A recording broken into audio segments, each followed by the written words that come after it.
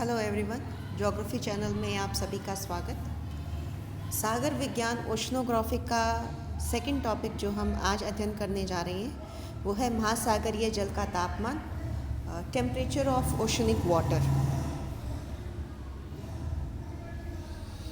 तापमान पृथ्वी में भले ही वो महाद्वीप है या महासागर है, तो तापमान का सर्वोत्तम और सबसे महत्वपूर्ण जो स्रोत है वो सूर्य है। सूर्य से शॉर्ट वेव रेडिएशन यानी कि लघु तरंगों के रूप में हमें हीट या सूर्य ताप या जिसको इंसोलेशन बोलते हैं, इनकमिंग सोलर रेडिएशन, वो प्राप्त होती है।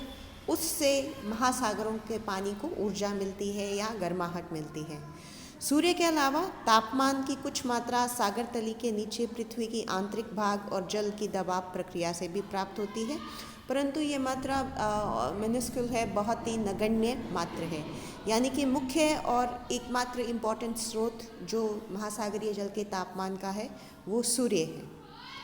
महासागर की ऊपरी सतह पर प्राप्त होने वाला सूर्य ताप की मात्रा पर सूर्य की किरणों के सापेक्ष तिरछापन, दिन की अवधि, सूर्य से पृथ्वी की दूरी, वायुमंडल के स्वभाव आदि का प्रभाव पड़ता है कि कितना तापमान सूर्य से महासागरों को प्राप्त होता है। इसमें कि सूर्य की किरणें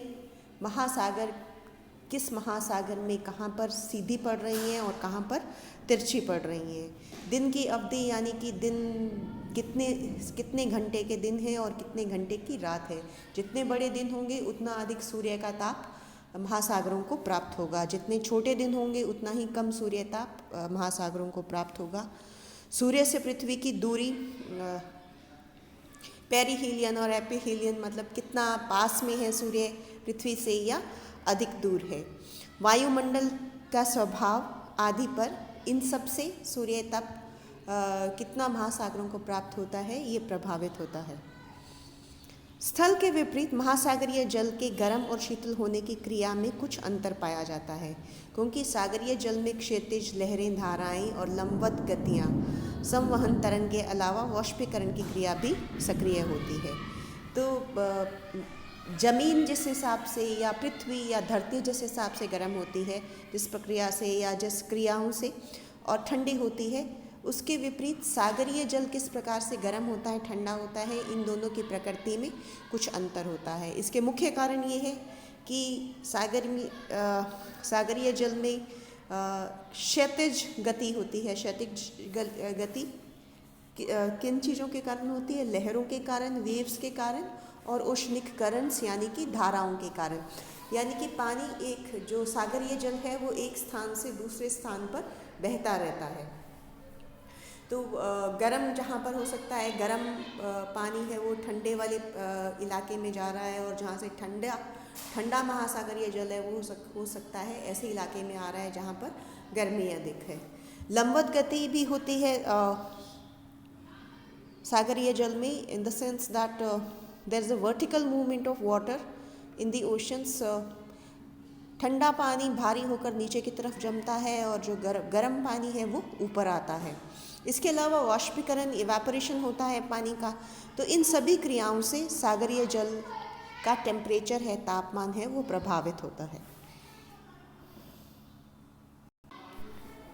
दैनिक तापांतर, महासागरीय जल का दैनिक तापांतर 24 घंटे के अंदर उच्चतम एवं न्यूनतम तापमान के अंतर को ही दैनिक तापांतर कहा जाता है। Daily range of temperature, diagonal range of temperature. महासागरीय जल की सतह का औसत दैनिक तापमान नगण्य होता है, लगभग 1 डिग्री सेल्सियस के आसपास ही होता है। यानी कि रात और दिन के तापमान में जनरली महासागर के तापमान में अधिक अंतर नहीं होता। सामान्य रूप से महासागरीय सतह के जल का उच्चतम तापमान 2 बजे सायंकाल और न्यूनतम तापमान 5 बजे प्रातः अंकित किया जाता है। निम्न अक्षांशों पर दैनिक तापांतर 0.30 डिग्री सेंटीग्रेड और उच्च अक्षांशों पर 0.2 डिग्री से 0.3 डिग्री सेंटीग्रेड तक रहता है। दैनिक तापांतर पर आकाश की दशा यानी कि बादल छाए हुए हैं या खुलापन है, वायु की स्थिरता, हवाएं चल रही हैं, तेज हवाएं चल रही हैं, मंद हवा चल रही है या ज़्यादा एयर मूवमेंट नहीं है, सागरीय सतह की प्रकृति का प्रभाव होता है। इन सब पे निर्भर करता है दैनिक तापांतर। सामान्य रूप से मेघ रहित आकाश की स्थिति में सागरीय जल का गर्म होना और शीतल होना तीव्र गति से संपादित होता है। यानी कि जब आसमान में बादल नहीं होते तब सागरीय जल गर्म भी जल्दी होता है। इनकमिंग सोलर रेडिएशंस की हीट है वो सागरीय जल तक पहुंचती भी जल्दी है, और सूर्यास्त के बाद में, शाम होने के बाद में जो गर्माहट है सागरीय जल की वो निकलती भी जल्दी है, यानी कि वो ठंडा भी जल्दी होता है। इस कारण दैनिक तापांतर, अगर मेघ रहित आकाश है, क्लाउडलेस स्काइज है, तो अधिक तापांतर, डेली रेंज ऑफ टेम्परेचर है वो ज़्यादा पाया जाएगा। इसके विपरीत तीव्र वायु संचार और मेघाच्छन्न आकाश के कारण दैनिक तापांतर कम हो जाता है। अगर तेज हवाएं चल रही हों और ओवरकास्ट स्काई हो, बादलों से घिरा हुआ आसमान हो, तो दैनिक तापांतर है वो कम हो जाता है। इस तरीके के प्रश्न एक्चुअली कॉम्पिटिटिव एग्जाम्स में पूछ लिया जाते हैं कि कौन से फैक्टर्स दैनिक तापांतर को प्रभावित करते हैं और कौन से नहीं करते। वार्षिक तापांतर, एनुअल रेंज ऑफ टेम्परेचर।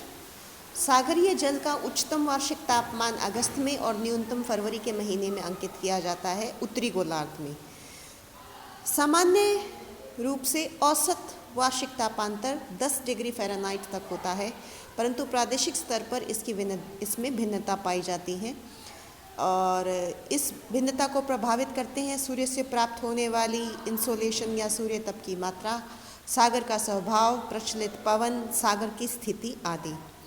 स्थल से घिरे छोटे सागर का वार्षिक तापमान अधिक होता है। रूम सागर का 20 डिग्री फ़ारेनहाइट, बाल्टिक सागर का 40 डिग्री फ़ारेनहाइट।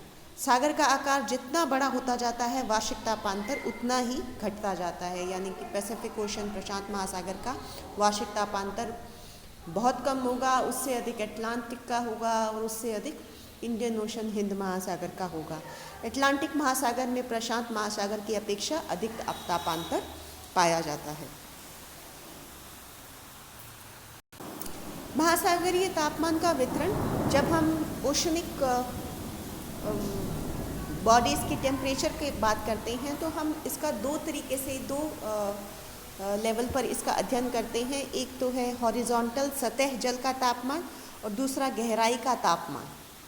चूँकि महासागर एक 3 डायमेंशनल शेप है, एक त्रिविमीय आकार होता है, अतः उसके तापमान के वितरण में अक्षांशीय विस्तार के अलावा जल की गहराई को भी ध्यान में रखा जाता है।